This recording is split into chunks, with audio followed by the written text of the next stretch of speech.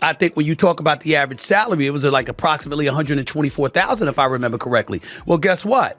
The average salary in the NBA is over $10 million. Angel Reese, in doing the things that she has done, let's face reality. She's going to be attached to Caitlin Clark to some degree. But in terms of her popularity, it really soared after she took down Caitlin Clark. And then Caitlin Clark came back last year and got revenge by knocking LSU out in the Elite Eight, if I remember correctly. I love Angel Reese. I think that Angel Reese is great. I think she's fantastic for the WNBA.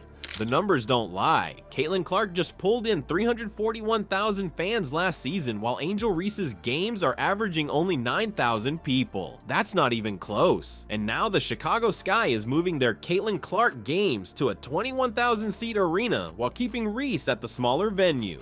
Is this a betrayal or just business? The Sky claims it's about rewarding fan passion, but when Clark is generating over 25% of the WNBA's entire revenue, the truth becomes crystal clear. This isn't just about basketball anymore. It's about who's actually moving the needle in women's sports. And Angel Reese just found out the hard way she's not that person. Before we move on, I'd like to ask you a small favor. If you appreciate this content, please take a second to like this video and subscribe to the channel. Over 98% of you watch the videos without subscribing. It costs you nothing, but it makes a huge difference to us. So did you click the subscribe button? Great, thank you so much. Now back to the video. Ever wondered why WNBA arenas are suddenly bursting at the seams when certain players come to town? The answer isn't just hype. It's cold, hard numbers that tell a story some players might not want to hear. Angel Reese, in doing the things that she has done, let's face reality. She's going to be attached to Caitlin Clark to some degree.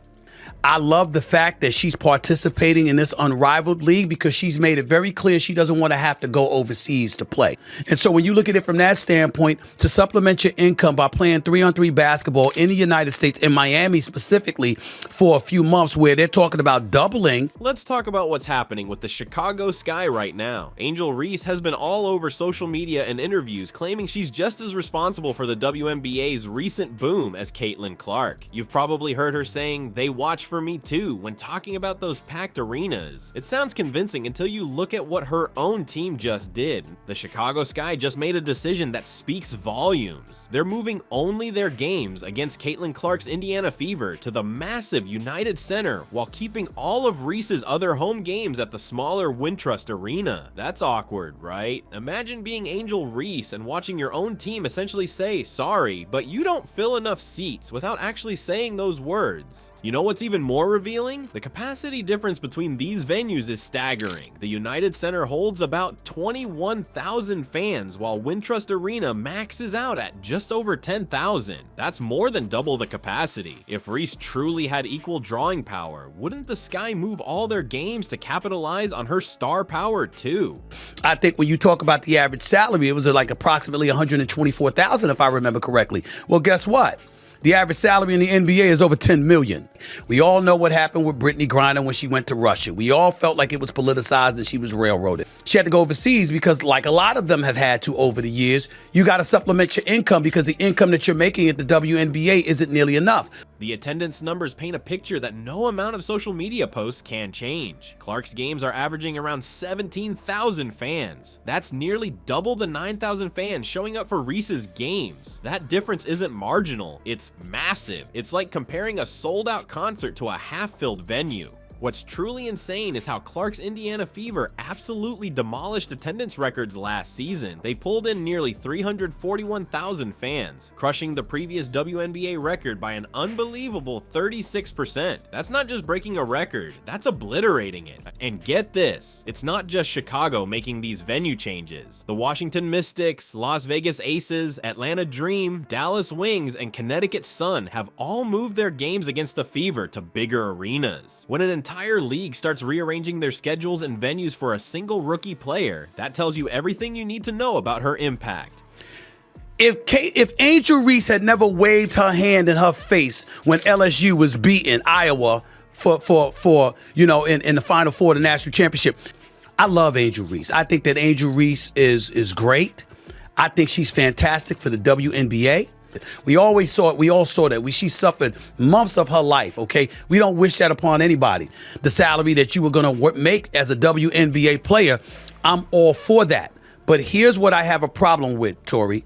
The financial side of this is where things get really interesting. Those 2 United Center games featuring Clark are projected to generate an additional $4 million compared to what they would make at Wintrust Arena. $4 million from just 2 games. That's the kind of number that makes team executives sit up straight in their chairs and start making phone calls to larger venues. But here's what might be the most shocking stat of all. Caitlin Clark is reportedly generating over 25% of the WNBA's entire revenue as a rookie, not as an established superstar with years of marketing behind her, as a rookie who just entered the league. One player responsible for a quarter of an entire professional sports league's revenue? That's unprecedented in modern sports. Sky president Adam Fox tried to frame their decision diplomatically, saying it was about rewarding fans' passion. But let's be real, this is pure economics. When one player can fill twice as many seats, generate millions in additional revenue, and drive merchandise sales through the roof, teams will follow the money trail, and right now, that trail leads directly to Caitlin Clark.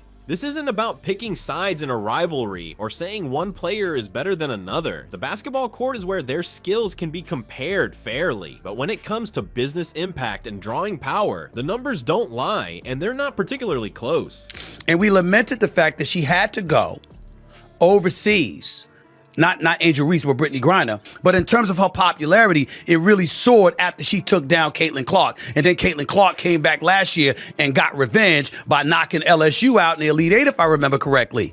If that hadn't happened, Angel Reese's name might not be as big. Yes, she's a talent. Yes, she would have made the WNBA. Think about what happens when Clark comes to town. It's not just ticket sales that double. It's concessions, parking, merchandise, and TV ratings. That's why teams are scrambling to book bigger venues when the Fever visit. They're essentially printing money by giving more fans the opportunity to see her play. So let's be real here. We're witnessing one of the greatest rivalries in women's basketball. But Angel Reese is learning a tough lesson about market reality. She's publicly questioned why the Chicago Sky is only moving Caitlin Clark games to the United Center while her games stay put. That's gotta hurt. But here's the thing, this isn't personal, it's just business. When Clark's arrival boosts WNBA viewership by a staggering 400%, teams follow the money. Basketball analysts are saying what needs to be said. Reese has serious potential, but she needs to focus on elevating her game to close that market gap. This moment could be a turning point for Reese. She's got the talent, the personality, and the platform. The question is whether she'll use this United Center snub as fuel to build her own drawing power, or keep claiming equal status without the numbers to back it up.